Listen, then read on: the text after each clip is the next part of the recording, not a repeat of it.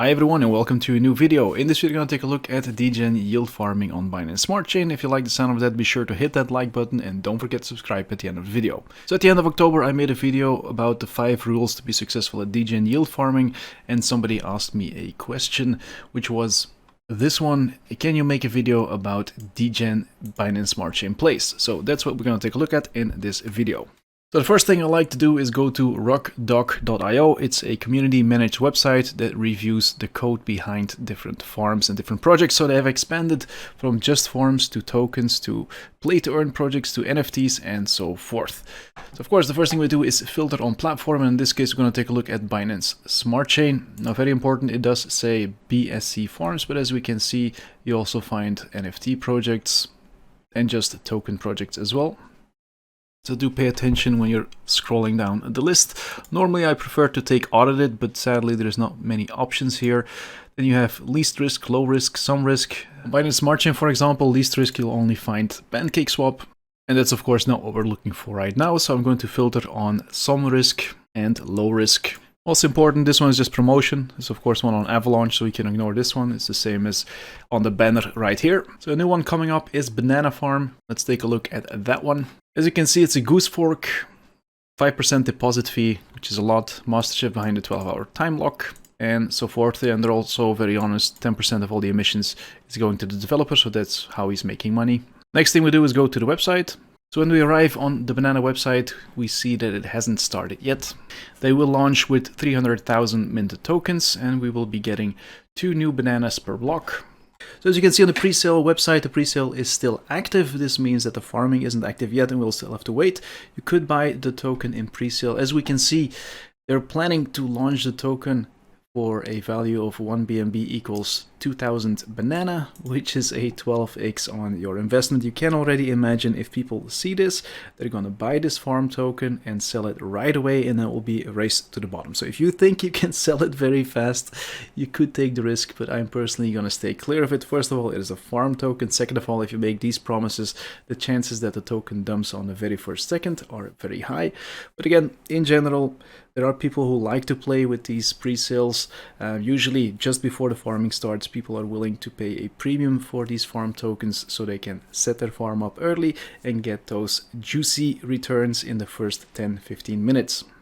Personally, I think it's too risky. You shouldn't buy farm tokens. There are farm tokens for a reason. You should actually farm them. This means I'm not going to participate in the banana pre-sale. I'm just going to wait until the farm is live, and then I'll probably provide some liquidity in non-native tokens. So going to the farms page, the non-native farms are of course all of these, and these two are the native farms, so I'm not touching these. I'm going to probably put some money in either this one, BNB BTC, or BNB USD, USDT, whatever is more profitable at the time. So if you're able to get into the farm from day one, try to harvest as much as possible during the day. This way you're enjoying the highest returns on your investment, and you should be able to get that 4% deposit fee back in about 2 or 3 days. If you're watching this video after this project has launched already for 1 or 2 weeks, then you should be extra careful because it can take several weeks before you get your money back, which of course is a high risk. Right, so back to the Rockdog website. We are too early for banana. Let's see what the next one is. We have LOL Surprise Finance. Let's take a look at that one. So arriving on their website, we see that they haven't launched yet. Apparently they have some feedback from the CertEC audit and they're going to fix it first. This means they're going to launch in January. Right, scrolling down, hopefully we have more luck. We see here Red Alien. The only remark is that they don't have a time lock, so let's take a look at that one. Over at Red Alien, good news, the farming has started. However, market cap is 484, total value locked is 7,000, so yeah, this is a failed farm. Don't touch it.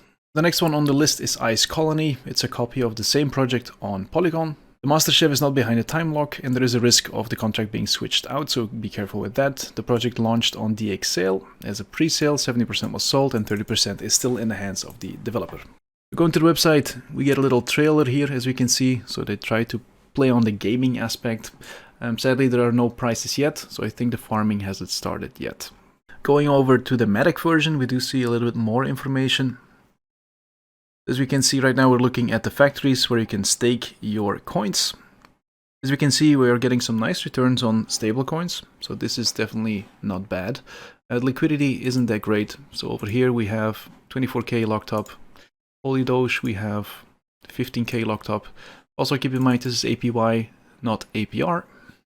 And then the only liquidity pool that I can find is this one, so it's the native token together with Matic. This also shows you how much liquidity there is for their own ICE token, which is the one you're farming. There is only 29k in liquidity for their own farm token, which is of course not that much.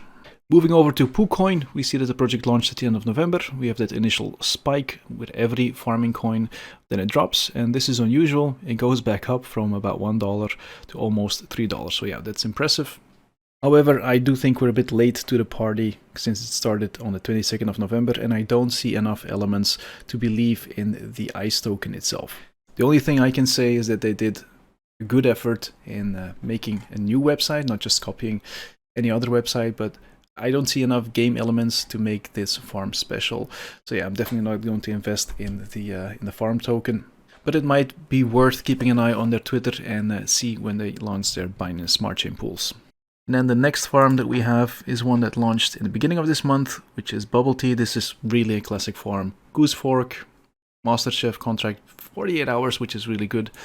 Max 4% deposit fee, and so forth. So arriving on the BubbleTea website, we see total value locked 4,000. So yeah, this farm is also pretty dead, if you ask me. Scrolling down even further, then we arrive with Mondo Finance, and this will be the last one that we'll check out. So we'll take a look at the details. We see that they did listen to the feedback from Rugdog, so they updated the contract and so forth. And we see that the initial farm launched on the 27th, so let's take a look at the website.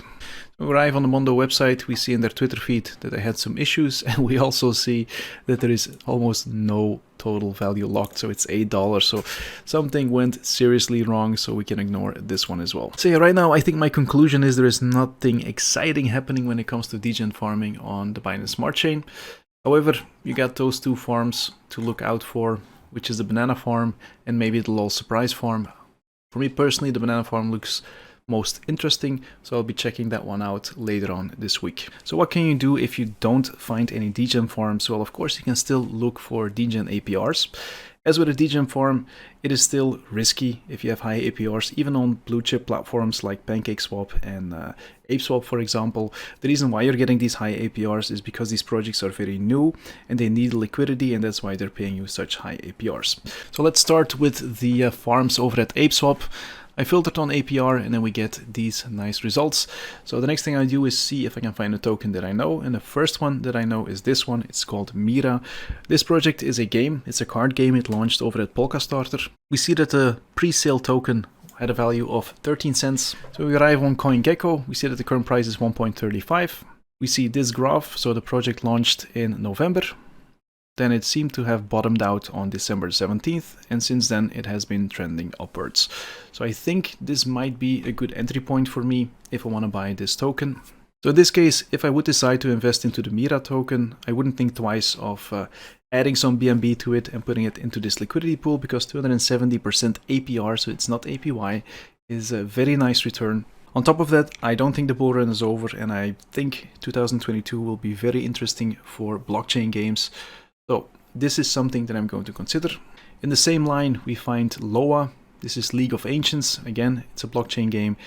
As you can suspect, it's a copy of League of Legends. So taking a look at CoinGecko, we see that the Loa token is now at 50 cents. If I'm not mistaken, the pre-sale was 5 cents. So again, it's also a nice 10x. It has corrected 60% from its launch high, if I can call it that way. It seemed to have stabilized a little bit, but then today we see a nasty sell-off over here. So maybe the dumpage for this coin isn't over yet.